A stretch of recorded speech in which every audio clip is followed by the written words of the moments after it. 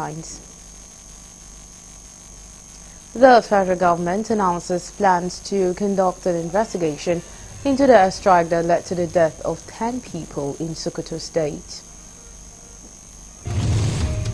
The Director of Defense Media Operations discloses that a total of 148 terrorists have been killed during operations across various theaters in the past week. On foreign scene, Ukrainian forces kills and injures more than 1,000 North Korean troops Russia sent to fight them. Details of these and more will come to you shortly. To stay with us.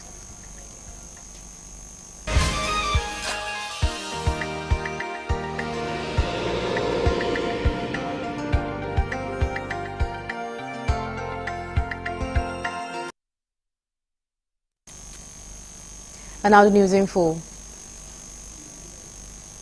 The federal government has announced that it will conduct a comprehensive investigation into the airstrike that led to the death of 10 people in Gidambisa and Runtoa villages in the Silame local government area of Sokoto State. The Minister of State for Defense, Bello Matawale, made this assurance during a condolence visit to the state governor, Ahmed Aliyu, in Sokoto, the state capital. In a statement issued on Saturday, the governor's spokesman, Abubakar Bawa, quoted Matawale as saying that justice will prevail and reiterated the federal government's commitment to ensuring the safety of all Nigerians wherever they may be. Matawale expressed regret over the actions of terrorists who he said were disrupting the peace of Nigerians. However, he assured that the federal government would confront them decisively. He praised Governor Aliyu's commitment to fighting banditry and other criminal activities in Sokoto State. According to Matawale, Aliyu is the only governor who has proactively requested a military base in his state and reassured him of the military support in making the state safer.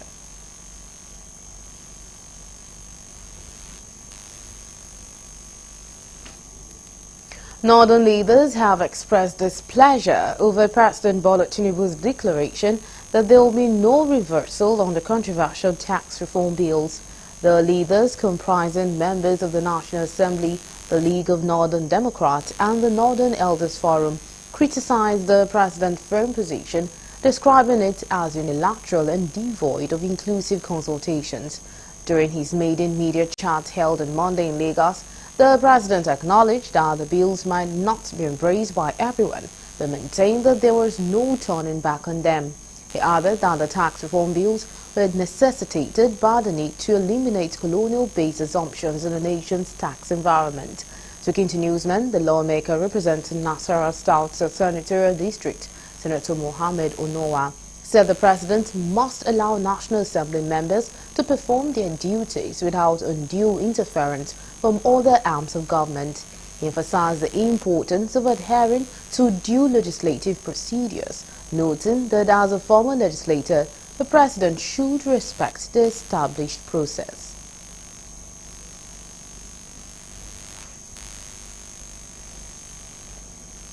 Meanwhile, the federal government has been advised to consider the option of creation of coastal state in Nigeria in order to adequately cater for the needs of those living in coastal communities.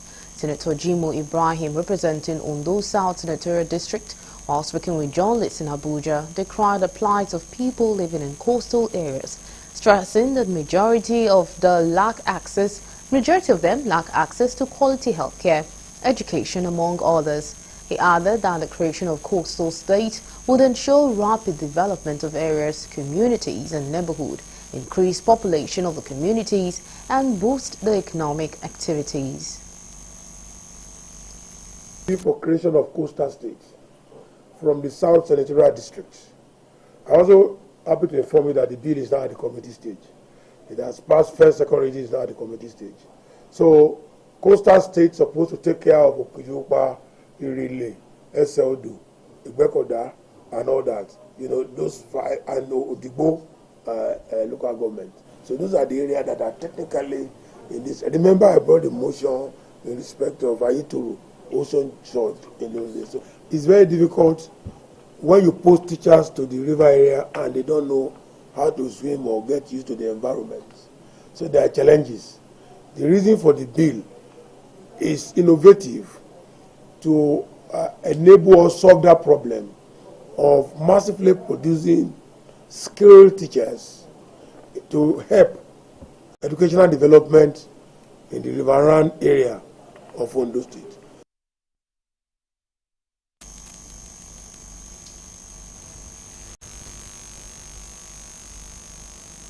Rivers State Governor Siminalayi Fubara has reiterated that his administration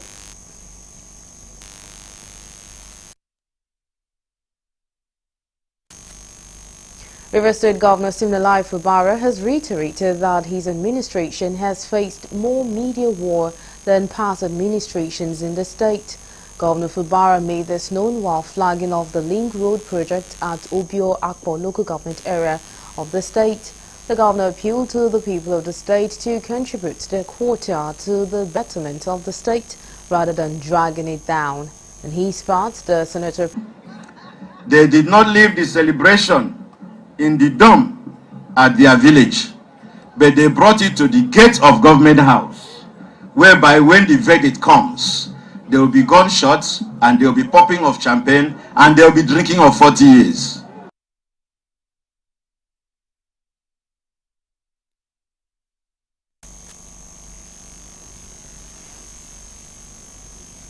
Governor Ahmed Ali of Sokoto State has signed the 2025 appropriation bill into law, reiterating his commitment to delivering more developmental projects and improving the lives of citizens across the state.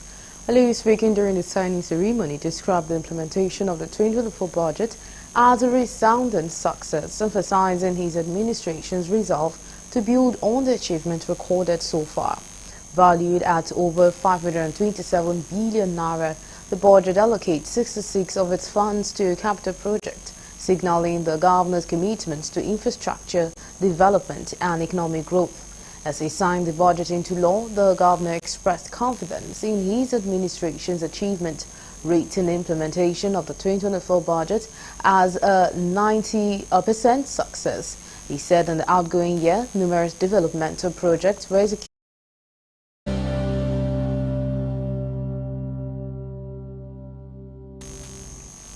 We're glad to have you back. Now, for more updates and latest news, please visit our website www.galaxytvonline.com. Connect with us on our X handle at GalaxyTV. Subscribe to our YouTube channel, youtube.com/GalaxyTVNews. You can follow and interact with us on our Facebook page, facebook.com/GalaxyTV. Remember to follow and tag us on our Instagram page at GalaxyTV. Our social media platforms are user-friendly and can always accommodate your live update and comment, as you can easily scan our IG QR code.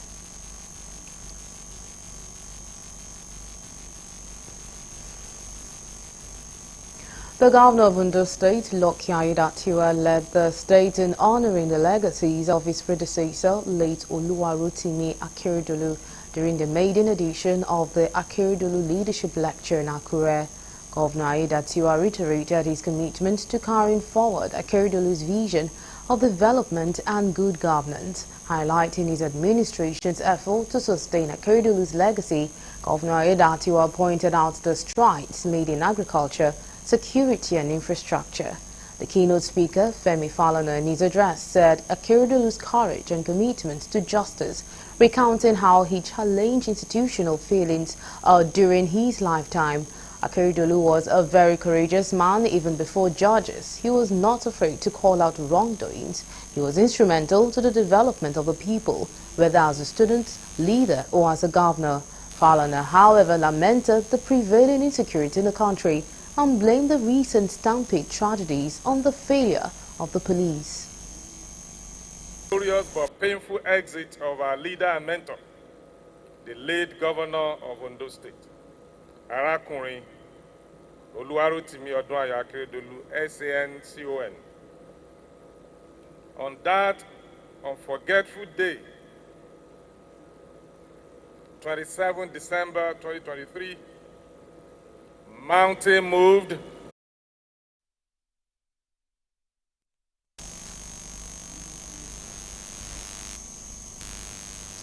As the year 2024 draws to a close, it presents an opportunity to reflect on the significant events and trends that have shaped Nigeria. This year has been marked by a mixture of huge challenges, pains and minor achievements, reflecting the complexities of the nation's socio-economic and political landscape. Correspondent Kuyojo completes the story.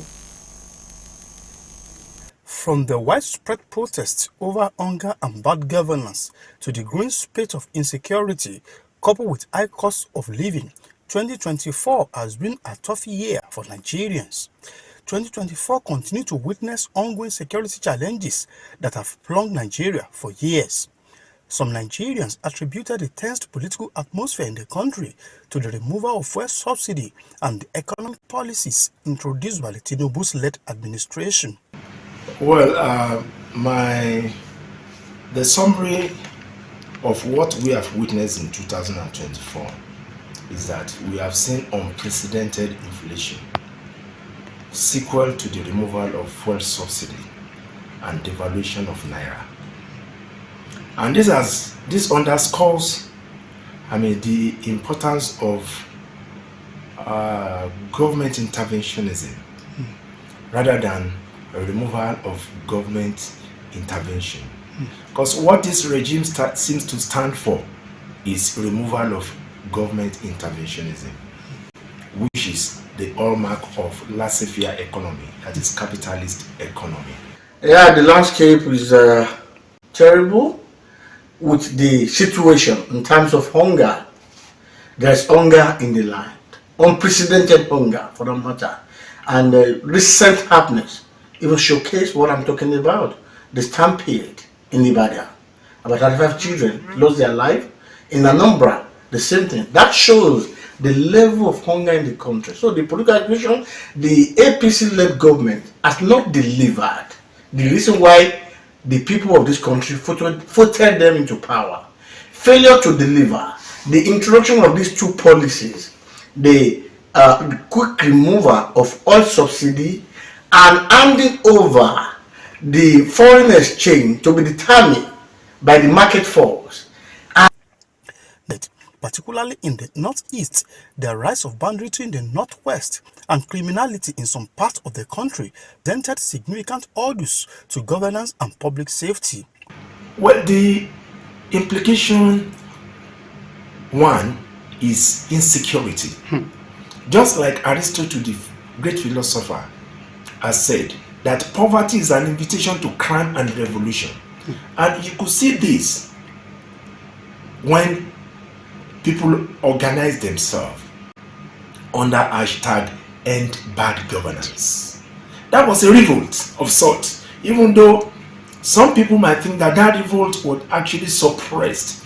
But let me tell you, you cannot suppress, the will of the people. You can only suppress the will of the people for some time, temporarily. Because at the end of the day, when people are pushed to the wall, they cannot but revolt. Nemo deneto ad impossibili. In the international scene, several political events significantly impacted the global landscape. In 2024, the Middle East continued to boil, no thanks to the Israeli genocidal war on the Palestinians in Gaza and the occupied territories, killing over 50,000 innocents.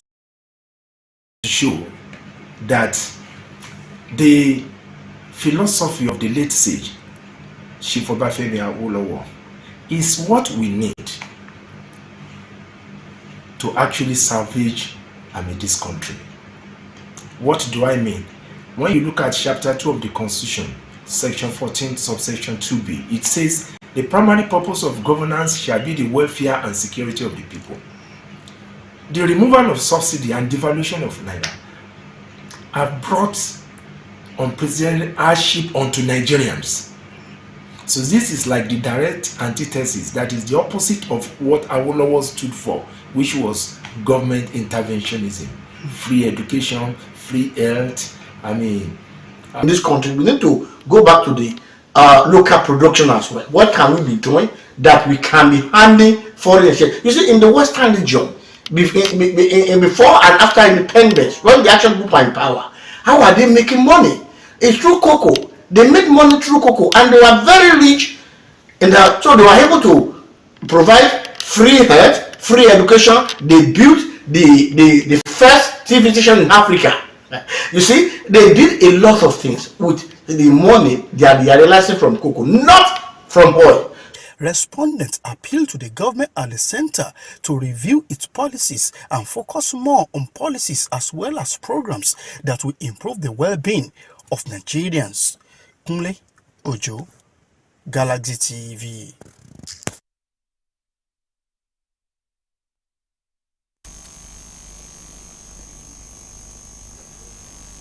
A total of 148 terrorists have been killed during operations across various theaters in the past week. Additionally, 258 suspects were arrested, including 2 ammunition couriers. General Edward Buba disclosed this in a statement released on Saturday. According to him, the 2 ammunition couriers were arrested in Al-Kaleri local government area of Bauchi State. Buba said during the week, troops in the North Central Theatre of Operation intercepted and apprehended 2 ammunition couriers who were collaborating with the terrorists. The arrested persons, identified as Danwari and Abubakar Hamza, were apprehended in Al-Kaleri local government area of Bauchi State and are cooperating with troops. Troops also arrested 51 perpetrators of all theft, and in the South, troops thwarted all theft valued at over 798,146 million. Troops in the Niger Delta area discovered and destroyed 68 crude oil cooking ovens, 13 dugout pits, 41 boats, 45 storage tanks, and 66 illegal refining sites. Other items recovered include 4 speedboats, 1 pumping machine, 150 drums, 1 generator, 2 motorcycles, 2 mobile phones, 1 drone, and 5 vehicles, among others.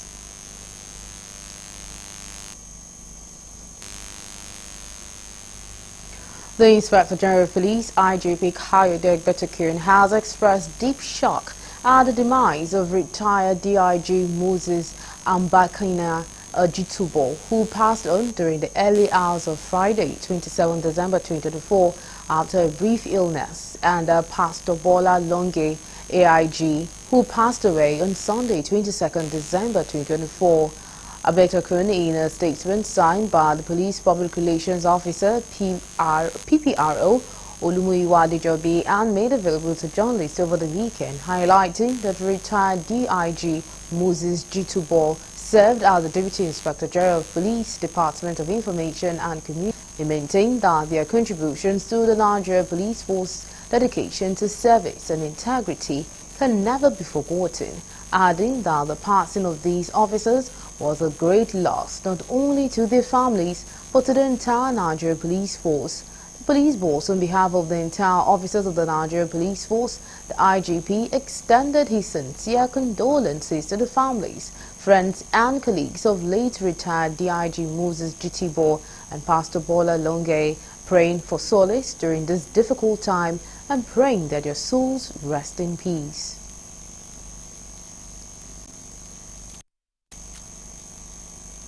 The Anambra State Police Command says it has extended the search for Honorable Justice Azuka, the kidnapped lawmaker representing Onitsha North constituency in the Anambra State House of Assembly, to Delta State.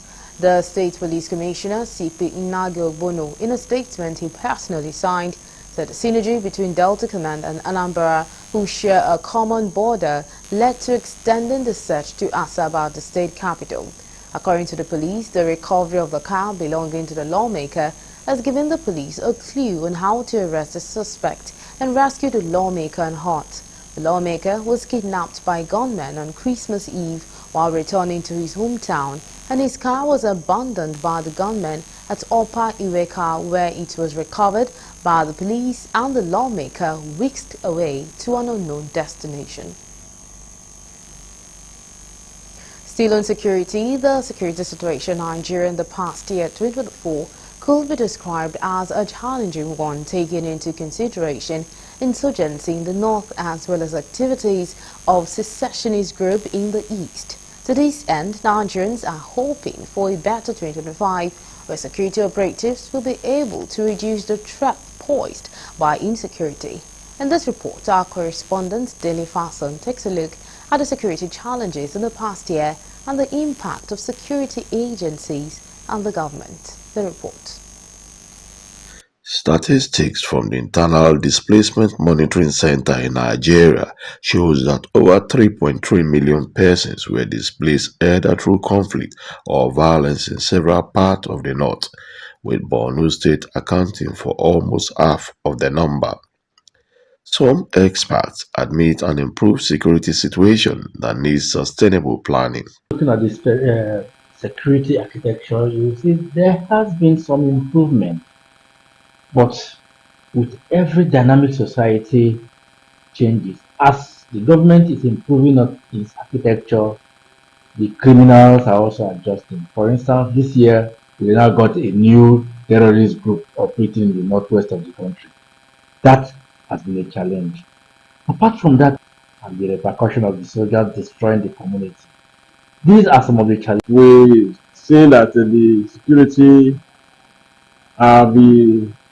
it will be fair to Nigerians. The area of insurgency and planning expense have reduced to some levels, but that has not stopped kidnapping.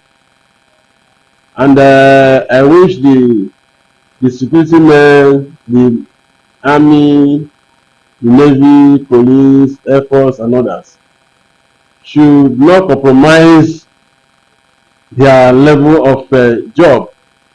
Rather, deal with things as insecurity is a problem that ought to involve and evolve everybody.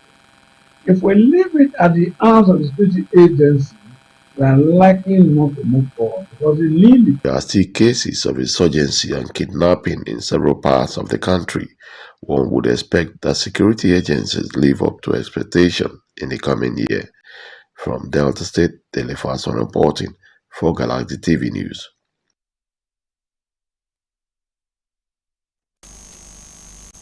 You're still on to Galactic Primetime News. We'll quickly go on a break and when we return, the news continues. To stay with us.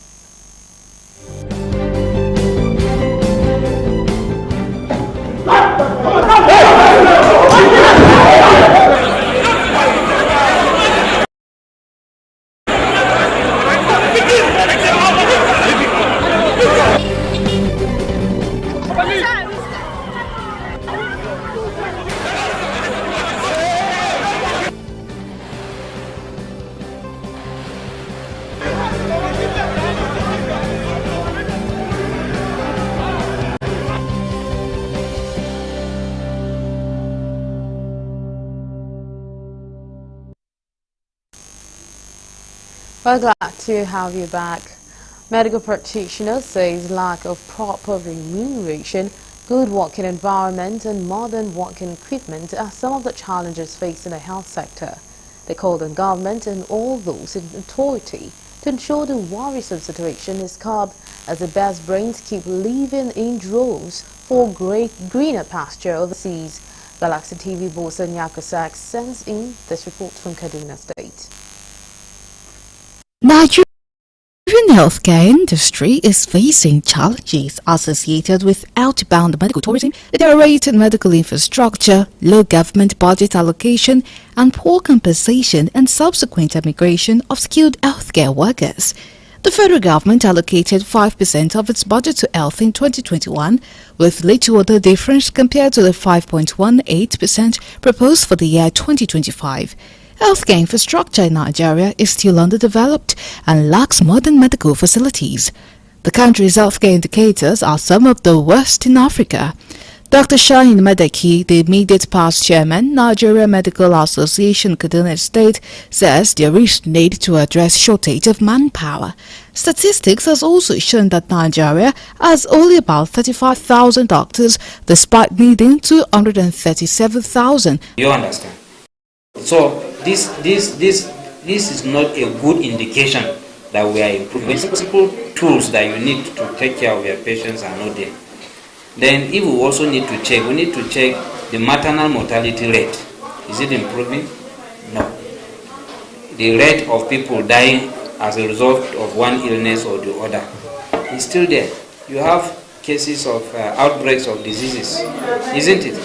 You have cases of people that are collapsing and dying. So where is the medical system? These medical practitioners call on government to start new targets to increase access to health facilities, with a specific aim to increase the number of primary and secondary healthcare centers as part of its goal. Made available for the health sector. Another thing is accessibility, access, and then the quality of healthcare. In my own rating, I think we're still not there yet. As I said, the challenges are still enormous, especially in the rural settings. The rural settings, access to basic healthcare is still a challenge.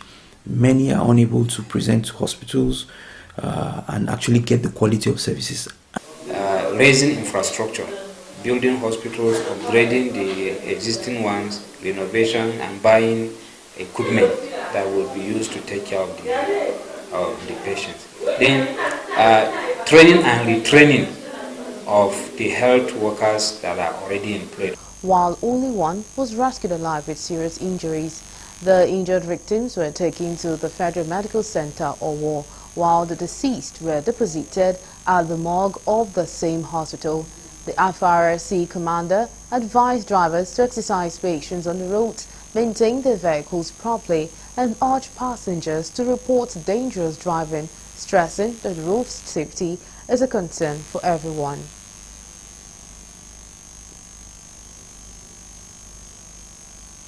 A late-night fire has gutted a popular market located in Masaka Karo local government area of Nasarawa State.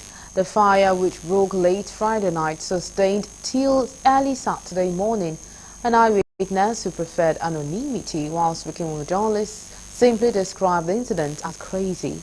The witness said her sister has a shop in the market, noting that she got information about the unfortunate incident around 12:30 a.m. She added that the incident lasted till 4 a.m. this morning, when almost half of the market got burnt.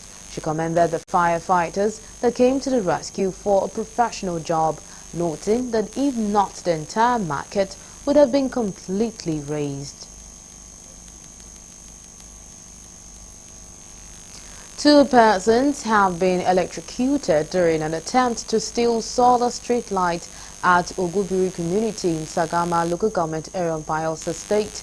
Speaking with our correspondent on Saturday, a community source said their bodies were discovered in the morning within an area bordering the new site of the state-owned Niger Delta University and Ogubiri roundabout. An eyewitness told newsmen that the thieves had already loosed 4 street light poles on the ground and were losing the 5th one before the next demise. According to him, the ashes were still at the scene of the incident at about 11:30 a.m. It had the forms of a human body. The other body was taken away to the mortuary, while the fallen streetlight poles were still lined up beside the road. It was gathered that stealing of streetlights was rampant in the area and that the incident would help reduce the growing crime. When contacted for comment, the Police Public Relations Officer of Bayelsa State Police Command, Musa Mohammed, said he was yet to receive the report on the incident.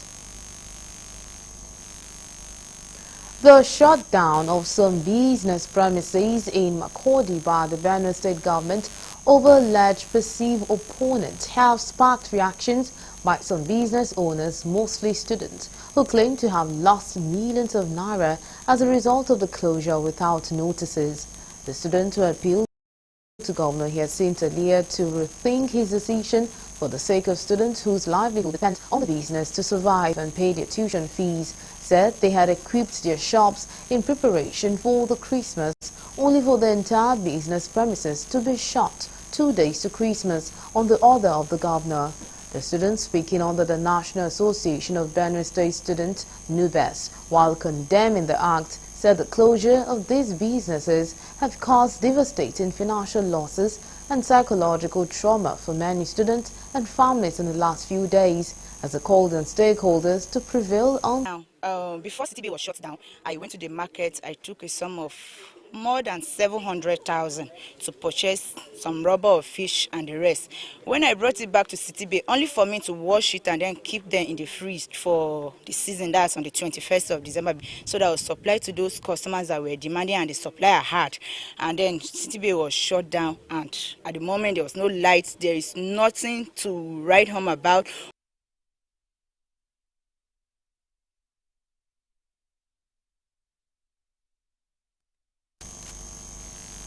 And I'll move over to the foreign desk for more news.